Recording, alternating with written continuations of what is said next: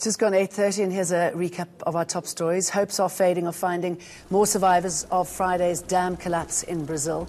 Government's promising a full investigation and assistance. Nearly 60 people are confirmed dead and more than 300 are still missing. The dam is owned by the mining giant Vale. The Philippines government is vowing to crush the attackers involved in a deadly church bombing. 20 people were killed and more than 100 wounded in 2 explosions yesterday in a Roman Catholic church in Jolo. Police are now hunting a suspect with links to the militant Abu Sayyaf group. And in Nigeria, hundreds of lawyers have protested against the suspension of the country's Chief Justice just weeks ahead of elections. He was suspended over allegations that he failed to declare his assets. The move's been criticised at home and abroad.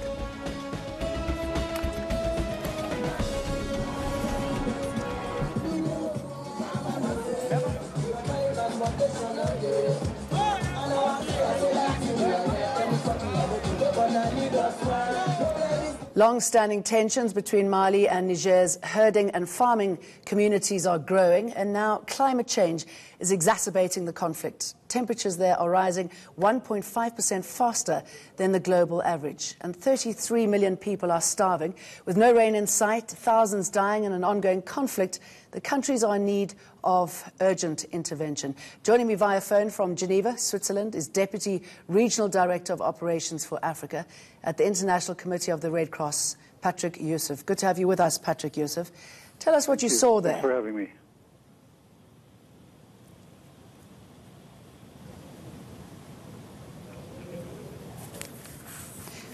Patrick, I'm just wondering what you saw in Mali and Niger. In fact, the last trip to Mali and Niger brought our President, Peter Maurer, to visit the far north of Mali, the locations where the ICRC has deployed field interventions, field teams, to respond to the effects of the armed conflict in the north of the country. The scenes that we saw were quite dramatic in the sense that this is a very intense conflict, a very prolonged conflict as well. People are extremely tired.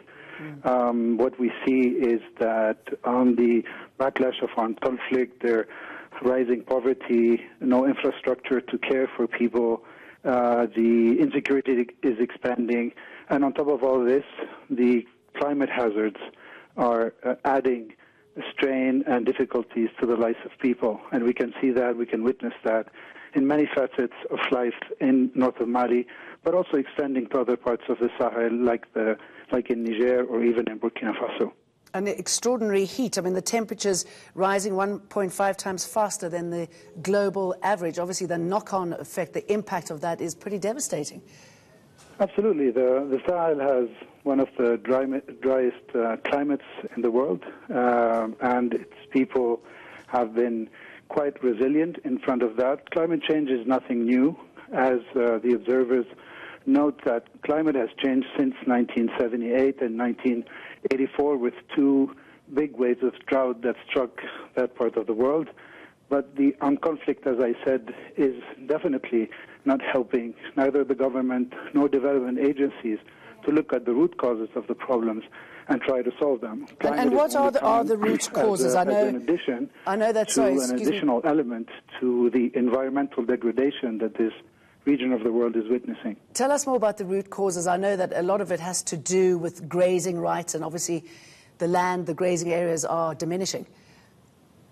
Well, yes, the intercommunal violence goes back to recent history. It's nothing new. It's just that these inter-ethnic tensions and violence is being exacerbated by everything around it. When we talk about root causes, we mean the lack of infrastructure, the lack of hospitals and clinics to care for people, the agencies that have to also provide food and water, emergency relief, have issues accessing all these places. The inter-ethnic tensions are definitely a major stumbling block today for the stability of the region, and is only exacerbated by the fact that more people live on less land. The armed conflict has shrunk the living space of individuals who either have to choose to move within the country, move within Mali, for example, or even cross the border to Mauritania, to Niger, or even to Burkina Faso. So it's seriously a very heartbreaking story to see that this country, Mali, but also the region, is suffering from all of these conditions. And these migrations also have security ramifications, don't they? I mean, a lot of people are killed as they migrate to other countries. Absolutely. Migration is only an effect of an existing fragility, is only a response from people who try within their own environments to find their livelihoods, to find a decent life. When they can't, they either move to a neighboring country, and if they have the finances, they kind of move more upwards, more to the north, and even try to cross the Mediterranean. We all know the story of migration out of Africa, which is a very difficult decision to take by a head of household, by a father, sometimes leaving all his family behind in order to search for a better life. And I guess that any sort of support will have to come from outside, considering how weak the governance is in all of those countries. Absolutely. If we go back to your previous question about the root causes, then we need to consider political solutions for existing problems, for sometimes organically grown problems. And for that to happen, there needs to be a resolute vision, but also an action that follows any political decision, like the peace process that was negotiated years back, which asked all the armed groups, and there are numerous and many, in the north of Mali, to sit around the table and find a peaceful solution to the problems. And in that, the governments of that region particularly are mainly taken by the effect of the armed conflict and trying to solve these armed conflicts, and unfortunately are not able to respond to the multiple needs that people have in this region. What are your concerns if this is not addressed a lot more effectively? Well, our concern is that the humanitarian aid becomes the only viable solution to these people. In creating humanitarian dependency on aid is definitely not something that we should be working on. What needs to be done, again, is an overarching program to help these people get out of dependency, initiate income-generating projects, reinforce the resilience of people that we saw in the north of Mali and in Niger. When we visited these places and met with a lot of women associations trying to care for themselves, with a small push from the ICRC, a small donation, and a training for a particular economic activity, we see how they are ready to stand up by themselves and cater for their own needs. So I think in addition to emergency assistance, one needs to also have a livelihood support project. And I guess to keep the focus on it so it doesn't become one of the forgotten disasters that we can never forgive ourselves for. Absolutely. If we remember 2 years ago, the United Nations declared famine in this region, which brought some attention to it. It also declared famine in Somalia and other forgotten crises, which I find very heartbreaking, just to have to speak of famine in order to bring more and more attention to the situation there. And I'm afraid that year after year, and if we speak in 5 years, we'd unfortunately be repeating the same constats and the same observations about the humanitarian situation. Okay, Patrick Youssef, thank you very much for talking to us about this conflict and hardship there. With that, let's have a look at the trading day on the US and European markets.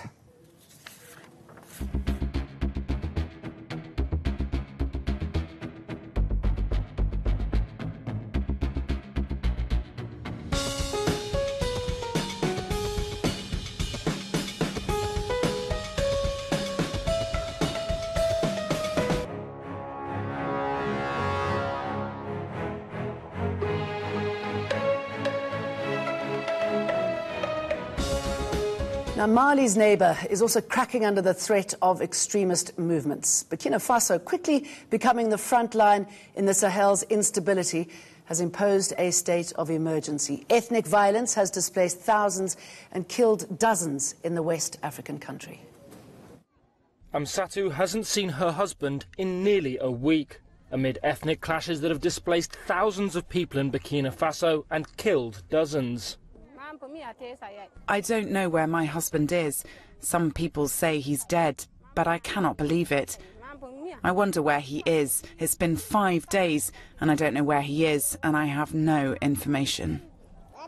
Her village of Yurgu, made up largely of people from the Mossi ethnic group, was attacked at night by armed men on motorbikes. The government says 7 people were killed. The next day, Yurgu residents apparently retaliated by killing 39 people in Fulani herding communities across the region, who they suspect of harbouring the assailants. On the other side of the ethnic divide, Hawa, a Fulani, is also missing her husband, after a vigilante militia known as the Kolweogo came to her home in Bigeli, 10 kilometres from Yurgu. This was the room where we kept all our things. And today, all you see are ashes because they burned everything. My husband's motorcycle as well. Fortunately, he managed to escape and found refuge somewhere.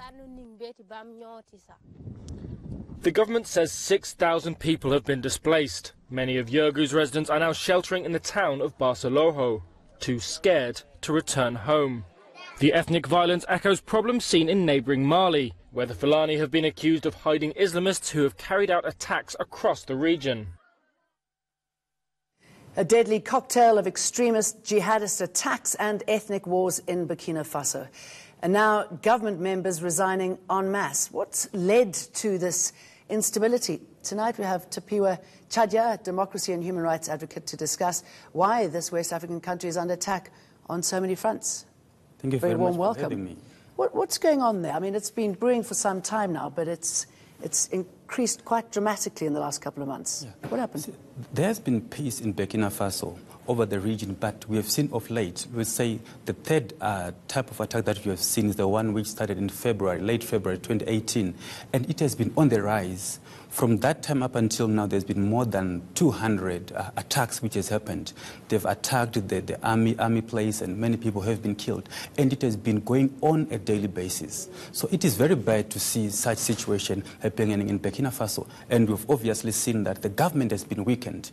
Before they pull up their own defense mechanisms to curb the attacks from the jihadist attacks, they have then been found on the back foot and being defensive. And as a result... Why is that?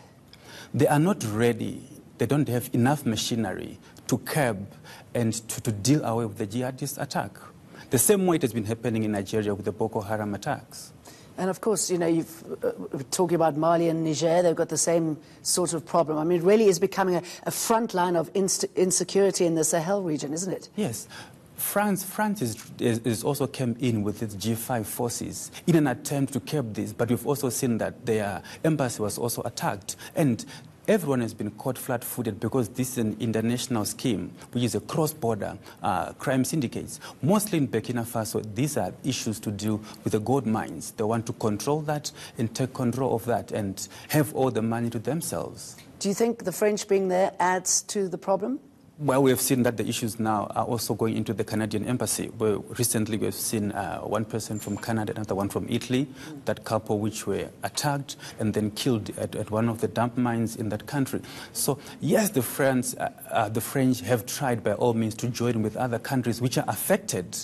But to be quite honest with you, no one is able to curb the attacks thus far. And what more do we know about these groups? You say most of them come from across the border. But who are they? What do they want, ultimately?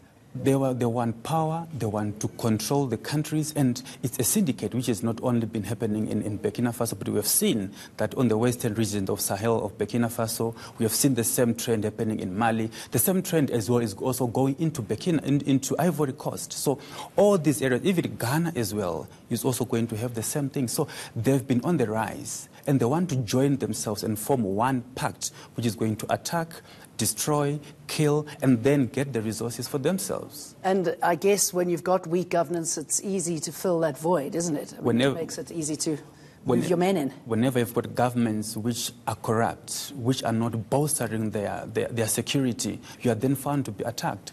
If you look at Africa, probably to look at the broader spectrum, African Union has failed to deal with Boko Haram in Nigeria.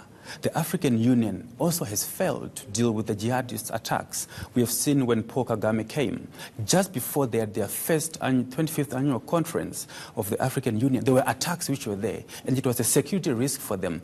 But they have always been caught at the back foot, and they've got no, they don't have a response, an immediate response, militant response to it. African Union also says that they want to have a Vision 2020 where it's going to be a gun, silence, free Africa. How then are we able to achieve that when we have these attacks which are being on the rise? And not helping is the entire cabinet resigning. Who's ruling the country? There's a lot of pressure coming from the opposition, but probably there's been unconfirmed rumors that the attacks, the resignations have been formed by some of these attacks, which then pose a security risk to those who are in cabinet. And then because they want to control power, they want to control the resources, they then, according to some of the allegations and the rumors which have been circulating, to say they are the ones who have then forced and twisted the arm of the president for him to make those decisions. But it was completely shocking. Economically, it's having quite an impact. Well, we can say it has an impact, but after all, Burkina Faso, the economy in Burkina Faso has been struggling. If we could say Burkina Faso is a poor country, for a lack of a better word, because the economy there is in crisis. Schools have closed because of the jihadist attacks. More than 1,000 schools have closed, and the country is in turmoil, and it needs an emergency turnaround. And who's going to bring that? The African Union is letting you down. What's it going to take? This needs the whole of Africa. The African Union, if it has power, it would mandate, it would work based on the power, but they've got no power as the African Union because as a union on its own, they've never been in one place in terms of ideology. We have seen the African Renaissance, the issue of African Renaissance coming over and over again, the issue of having a United States of Africa. It has been spoken to with the likes of Thabo Mbeki, Kgalema Motlanthe, Muammar Gaddafi, who was sponsoring it. But that idea has never set foot, has never seen the light of day. Interesting times in your country. Tapiwa Chaja, thank you very much. Thank you very much for having me. Racism in cricket is back on the agenda. Last week, Pakistan's captain, Shafaraz Ahmed, was given a 4-match ban. That's after he said the word kala, which means black. He was referring to Andile Petlukwayo, and it was picked up by the stump mic. According to the International Cricket Council, he received the ban after consideration was given to his apology. But Pakistan's cricket board says it'll try to change the international anti-racism code for participants. Will they get it right? Adrian Ephraim is the sports editor of Eyewitness News and joins us from Cape Town. Very good to have you with us. A nasty little incident, wasn't it? Do you think it was resolved amicably and correctly? I think it was resolved amicably. I think there was an apology offered, there was an apology accepted. I think the ICC got it right in that they didn't overreact too much. But I think, the CSA could be happy with the way that the matters were resolved. And certainly from the player's point of view, Andile Petlukwayo is not saying anything, and he seems okay with the way things turned out. And do you think the ban was appropriate? I think the ban was appropriate. I think the ICC needed to send a message that such incidents cannot be tolerated, and I think they did well by instituting such a ban. Now, Pakistan wants to change the rules, don't they? What would they be looking to get out of that? I think they want to change the rules to allow for a more of an amicable resolution to these kind of incidents. So an apology, for example, in the way that Safraz did, and that would be the end of it. I think that's the wrong way to go. I think an apology doesn't change the facts of what happened. I think there's grounds certainly for greater action to be had when players do transgress the laws, and the rules are there to protect the victim in the circumstance and not the aggressor. I think protecting the aggressor would be the wrong message to send from the ICC. In terms of the resolutions that Pakistan wants to introduce, I think it's a long shot. Let's put it that way. So do you think it'll be dead in the water before it actually gets to the table? That's my personal opinion, yeah. And what is free and fair when you're playing a game of cricket? I mean, I should imagine that people say offensive things all the time. I mean, what is acceptable? It's a good question. I think there's, you know, the ICC have kind of made it clear that you cannot pick on a person's colour or their creed or the way they look or any of those kind of things. And I think, you know, many players do try and push the boundaries as much as they can. They try to get under the opposition's skin, and sometimes it's a line that is crossed. We've seen that on many occasions over the decades, going all the way back to the late 1800s. So, yes, players will try and get away with as much as they can to unsettle the opposition to effect a certain outcome. But it's very important that the ICC and the members' associations crack down hard on that when players do cross the line. And what sort of impact do you think this sort of language could have on players, and particularly in South Africa, where we've come quite a long way in the game of cricket? I think, you know, South African players of colour have travelled a long journey, and Cricket South Africa has indeed travelled a long journey to get to where it is now, where the side is fairly balanced in terms of the colour mix. And I think, if anything, it does sow a bit of doubt in the players' minds as to whether they are going to come in for that kind of treatment and how they would personally react to it in that situation. And I think... But I think a lot of the players that are coming through are strong of mind, and they are being prepared to be able to handle these kind of pressures that come with the job of being an international sports star. And what do you think the fans would like to see in this sort of circumstance? I think the fans want to see great cricket. I think the fans want teams to compete on equal footing. As much as, you know, people like the drama sometimes, I believe that fans want to see a clean game, two teams competing head-to-head in a tough battle. I think fans want to see justice at the end of the day, and I think, you know, from a South African point of view, our response to racism is quite heightened these days. There's a lot going on in our country for various reasons, looking at the news agenda. So our response to that kind of racism can be a little bit more aggressive than others. But I think at the end of the day, South Africans just want to see our team perform well and perform under the right circumstances and on equal footing with anyone else. They don't want to see our players being victimised, as has been in the past. Adrian Ephraim, thank you.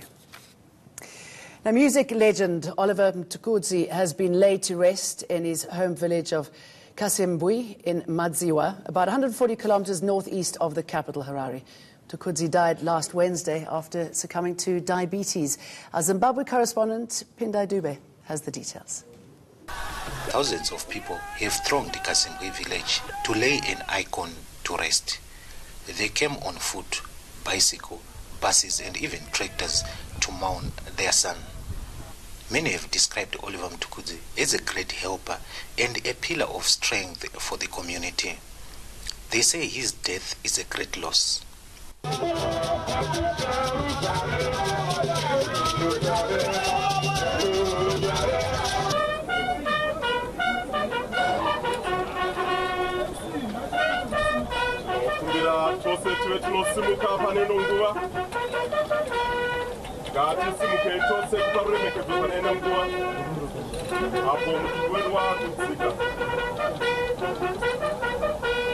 I celebrate Oliver, the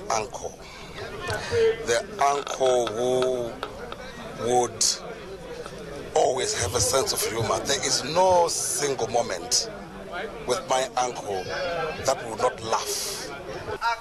Yeah, I know Mtukudzi from childhood.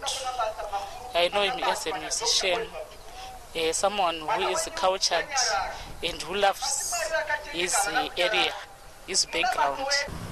The Zimbabwe government declared Mtukudzi a national hero for his achievement in a music career spanning over 4 decades. Born in 1952 in Harare, he grew up in the suburb of Highfields in the capital. Mtukudzi began performing in 1977 when he joined the then little-known Wagon Wheels band.